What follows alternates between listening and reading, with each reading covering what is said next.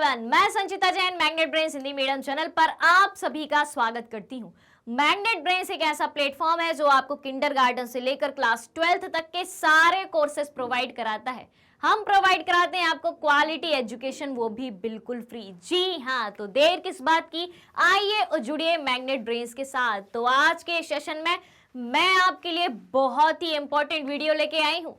क्या है इस वीडियो में? तो इस वीडियो में मैं आपके लिए लेके आई हूं आपके पूरे एक चैप्टर का 15 मिनट में क्विक रिवीजन। जी हाँ, तो इस क्विक रिवीजन में 15 मिनट में मैं आपके लिए बताऊंगी कि आपके चैप्टर से रिलेटेड कौन से इंपॉर्टेंट टॉपिक हैं जो आपके एग्जाम पॉइंट ऑफ व्यू से बहुत ही महत्वपूर्ण है। तो आज के सेशन में, आज के इस क्विक रिवीजन में मैं आपके लिए लेके आई हूं क्लास 9th की सोशल साइंस में राजनीति विज्ञान में लोकतांत्रिक अधिकारों का क्विक रिवीजन, जिसको हमने कई सारे पार्ट्स में पढ़ा था। तो इस क्विक रिवीजन के अगर आप पूरे वीडियोस भी चाहते हैं, यानी कि पूरा जितना भी अपना चैप्टर है वो पूरा चैप्टर जो है आप पढ़ना चाहते हैं, तो नीचे उस चैप्टर की लिंक दी गई है, उसमें जाके आप जो है पूरा चैप्टर पढ़ सकते हैं और विद सॉल्यूशन। ठीक है, तो चलिए स्टार्ट करते हैं फटाफट से लोकतांत्रिक अधिकारों का 15 मिनट क्विक रिवीजन। चलो सबसे पहले बात करें कि अधिकार क्या होते हैं, लोकतांत्रिक अधिकार क्या है। उसके पहले बात करें कि अधिकार क्या होते हैं और परिभाषा क्या है अधिकारों की। तो ये परिभाषा जो है आपसे या तो आपसे अति लघुत्तरीय प्रश्न में पूछी जा सकती है कि अधिकार क्या है, तो उस हिसाब से अपन 2 लाइन में लिख सकते हैं, या तो आपसे पूछा जा सकता है लघुत्तरीय प्रश्नों में तो अपन 4 लाइन में भी इसको डिस्क्राइब कर सकते हैं। तो अधिकार क्या होते हैं? अधिकार जो है राज्य द्वारा दी गई, अधिकार जो है राज्य द्वारा दी गई यानी कि सरकार द्वारा दी गई कुछ ऐसी सुविधाएं हैं जो किसी व्यक्ति के सर्वांगीण विकास के लिए परम आवश्यक है। अधिकारों के बिना जीवन नहीं चल सकता। इन सुविधाओं के अभाव में किसी व्यक्ति के व्यक्तित्व का संपूर्ण विकास नहीं हो सकता, यानी कि अधिकारों के बिना एक व्यक्ति के व्यक्तित्व का, उस व्यक्ति की पर्सनालिटी का पूरे तरीके से विकास नहीं हो सकता। चाहे कोई व्यक्ति कितना भी प्रतिभा संपन्न क्यों ना हो, लेकिन अगर उसके पास अधिकार नहीं है तो उसका विकास संभव नहीं है। हो गई बात क्लियर कि अधिकार क्या होते हैं, अधिकार का अर्थ क्या होता है, या अधिकार की परिभाषा क्या होती है। चलिए बढ़ते हैं अब आगे। अधिकारों की कुछ मुख्य विशेषताएं या तत्वों के बारे में अपन चर्चा करें तो ये क्वेश्चन आपका कहां पूछा जा सकता है? ये क्वेश्चन आप दिख रहे हैं, इसमें कुछ 6 पॉइंट है। ये क्वेश्चन आपका किस चीज में पूछा जा सकता है? यहां से बन सकता है आपका क्वेश्चन कि अधिकारों की मुख्य विशेषताएं बताइए, जो आपके लघुत्तरीय प्रश्नोत्तर में बन सकता है। किसमें? लघुत्तरीय प्रश्न। ठीक है, तो आपको जो है फटाफट से कुछ इस तरीके की 6 विशेषताएं लिख देनी है। एक बार अपन इनको भी रीड कर लेते हैं। तो अधिकार किसी व्यक्ति या व्यक्ति समूह की मांग होती है। दूसरी बात करें, अधिकार एक उचित और वैध मांग है। बिल्कुल है, अधिकार जो है वैलिड मांग है, उचित मांग है। तीसरी बात करें कि अधिकार जो है समाज द्वारा स्वीकृत होने चाहिए। अधिकार सबके लिए समान होते हैं। अधिकारों में समानता की बात होती है। अगर अधिकार हैं तो सबके लिए हैं, नहीं है तो किसी के लिए भी नहीं है। उसके बाद बात करें तो अधिकार जो है सीमित व प्रतिबंधित होते हैं, यानी कि एकदम नहीं कि खुले रूप से आपको अधिकार दे दिए गए हों। अधिकार जो है सीमित होते हैं और प्रतिबंधित होते हैं कि अधिकारों के तहत आप ये काम कर सकते हैं, ये काम नहीं कर सकते। उसके बाद देखें कि अधिकार जो है राज्य द्वारा स्वीकृत होते हैं, यानी कि अधिकार आपके राज्य, आपकी सरकार, आपके देश के द्वारा स्वीकृत होते हैं। ये बात हो गई। एक ये बात इंपॉर्टेंट हो गई कि अधिकारों की मुख्य विशेषताएं या तत्व क्या है, ये इन शॉर्ट में आपको बताना है। चलिए उसके बाद देखें अपन सबसे महत्वपूर्ण बात, मौलिक अधिकार। अधिकार अलग है, मौलिक अधिकार अलग है। मौलिक अधिकार कुछ विशेष अधिकार हैं जिनके हनन होने पर आप न्यायालय की शरण ले सकते हैं। तो मौलिक अधिकारों से क्या तात्पर्य है? तो मौलिक अधिकार जो है हमारे अन्य अधिकारों से भिन्न होते हैं। किस तरीके से भिन्न होते हैं?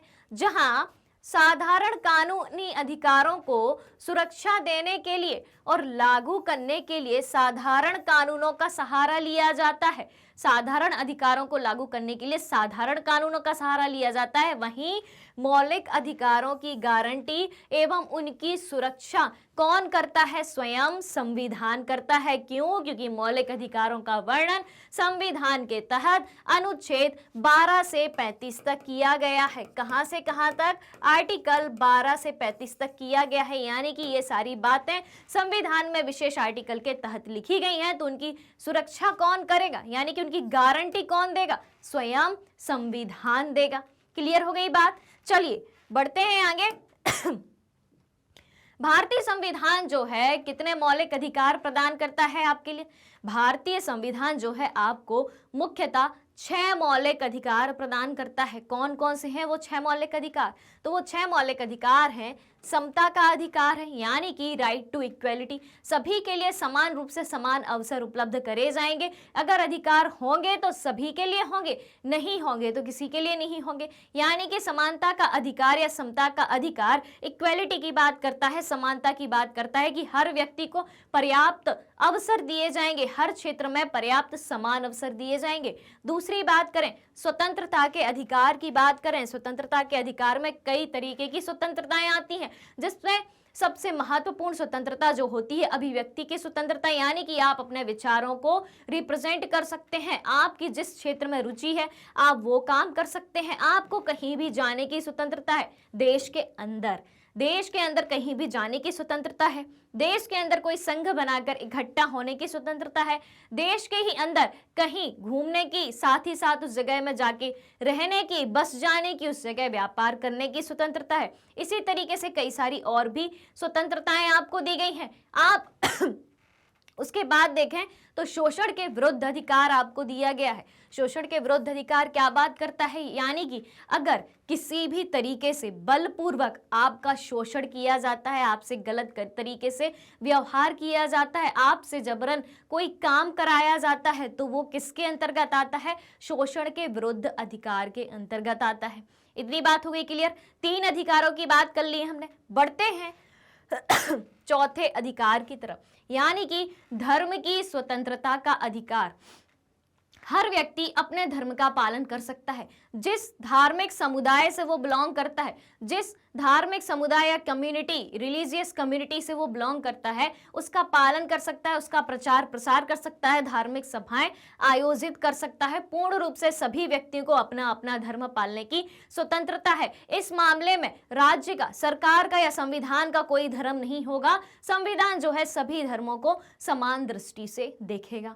ये बात हो गई क्लियर। चौथी बात हो गई क्लियर। 5वें अधिकार की तरफ बढ़ते हैं। 5वां अधिकार जो है संस्कृति और शिक्षा संबंधी अधिकार है। तो संस्कृति और शिक्षा संबंधी अधिकार कैसे कि, यानी कि जो व्यक्ति जिस संस्कृति का है, जैसे कि अल्पसंख्यक समुदाय की हम इसमें बात करें तो अल्पसंख्यक समुदायों को अपनी पसंद के शैक्षणिक संस्थानों की स्थापना करने की स्वतंत्रता दी गई है। शिक्षा संबंधी अधिकार इसमें दिए गए हैं, सभी के लिए शिक्षा का अधिकार दिया गया है। उसके बाद हम बात करें संवैधानिक उपचारों का अधिकार, जो कि सबसे महत्वपूर्ण अधिकार है। यानी कि इन पांच में से किसी भी एक अधिकार का अगर आपका हनन होता है, एक भी अधिकार का उल्लंघन होता है, तो संवैधानिक उपचारों के अधिकार के अंतर्गत जो है आप न्यायालय की शरण ले सकते हैं। इसलिए संवैधानिक उपचारों के अधिकार को डॉक्टर भीमराव अंबेडकर ने, बाबा साहब अंबेडकर ने संविधान की हृदय या संविधान की आत्मा कहा है। क्लियर हो गई इतनी बातें।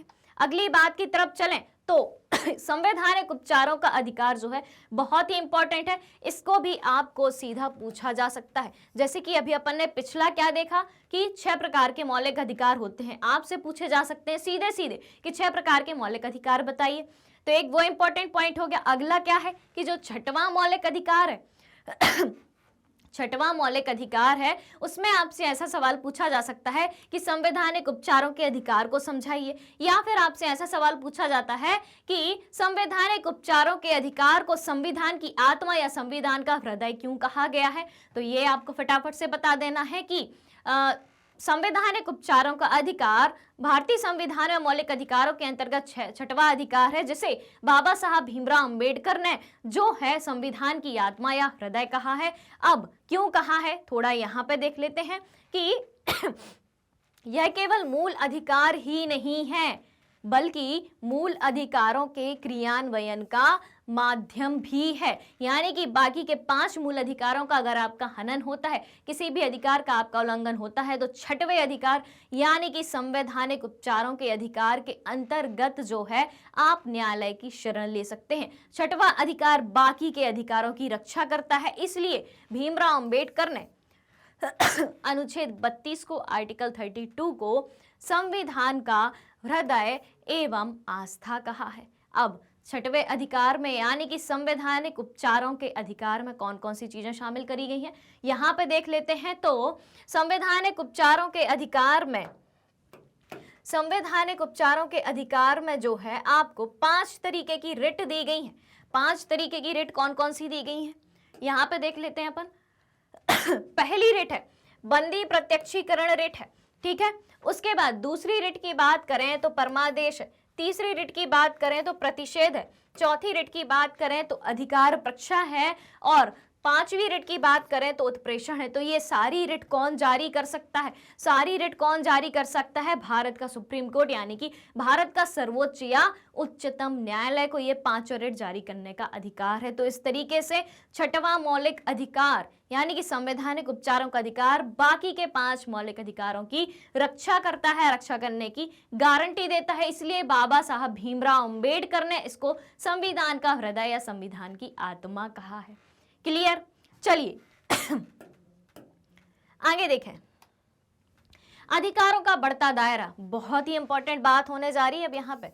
अधिकारों का बढ़ता दायरा, अधिकारों का बढ़ता दायरा किस तरीके से, यानी कि मौलिक अधिकारों के अलावा भी आपको कुछ अधिकार दिए गए हैं।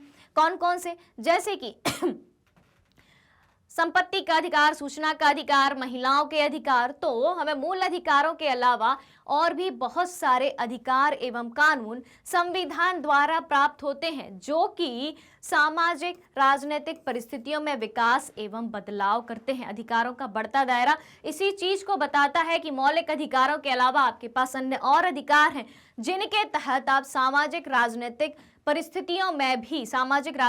परिस्थितियों में बदलाव कर सकते हैं। उसके बाद अपन पहला अधिकार देखें। अधिकारों के बढ़ते दायरे में संपत्ति का अधिकार। संपत्ति के अधिकार को पहले मौलिक अधिकारों में ही शामिल किया गया था, जब मूल संविधान 1950 में बनके तैयार हुआ था।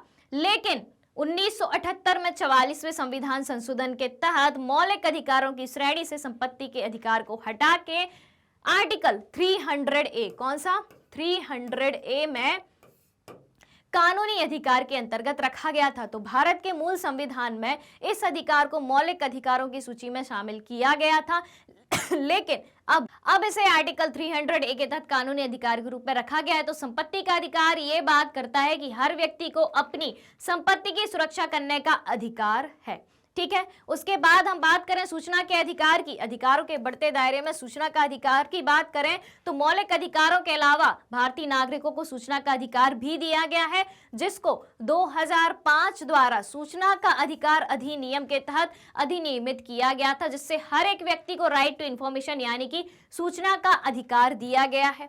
उसके बाद हम आगे बढ़ें और बात करें मानव अधिकारों की, यानी कि ह्यूमन राइट्स की, जो कि सबसे इंपॉर्टेंट बात नजर आती है यहाँ पे।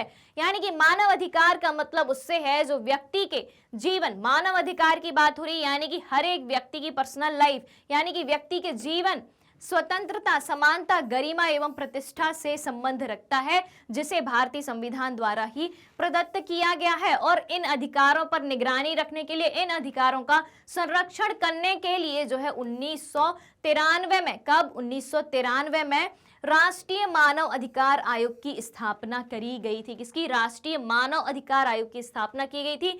भारत के अनेक राज्यों में भी राज्य मानव अधिकार आयोग की स्थापना करी गई है। तो राष्ट्रीय स्तर पर राष्ट्रीय मानव अधिकार आयोग और राज्य स्तर पर राज्य मानव अधिकार आयोग की स्थापना करी गई। अब चौथा और महत्वपूर्ण अधिकार है और आखिरी अधिकार है अधिकारों के बढ़ते दायरे में महिलाओं से संबंधित अधिकार। तो संविधान द्वारा महिलाओं को कुछ विशेष अधिकार प्रदान किए गए हैं, जिसके तहत महिला सशक्तिकरण को बढ़ावा दिया गया है, ताकि महिलाएं भी सामाजिक, आर्थिक और राजनीतिक रूप से सुरक्षा और मजबूती का एहसास कर पाए, यानी कि ये अधिकार, महिलाओं से संबंधित अधिकार जो है उनको सुरक्षित करने के लिए राष्ट्रीय महिला आयोग और राज्य स्तर पर राज्य महिला आयोग की स्थापना करी गई है, जो कि महिलाओं को सामाजिक, आर्थिक, राजनीतिक रूप से सुरक्षा और मजबूती प्रदान करता है। तो ये क्या हुआ? ये हुआ 15 मिनट में क्विक रिवीजन आपके पूरे लोकतांत्रिक अधिकारों का।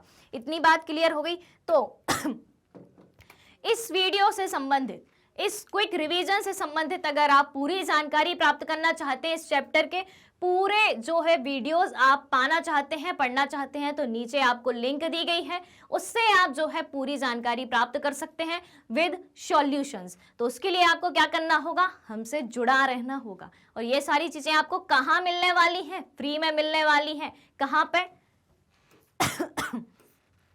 इन तीनों जगह, यानी कि हमारी वेबसाइट, एप्लीकेशन और यूट्यूब चैनल पर हम प्रोवाइड कराते हैं आपको ये सारे top courses. CBSE Hindi medium, English medium, UP board, Bihar board, MP board, spoken English, CUET, NTSC और ओलंपियाड, ये कुछ हमारे अदर स्पेशल कोर्सेस हैं जो आपको फ्री में अवेलेबल हैं। तो आज के 15 मिनट के क्विक रिवीजन को ज़्यादा से ज़्यादा लाइक करें और ज़्यादा से ज़्यादा अपने फ्रेंड्स तक शेयर करें, और चैनल से जुड़ी हर एक अपडेट को जानने के लिए चैनल को सब्सक्राइब करना ना भूलें। Thank you so much.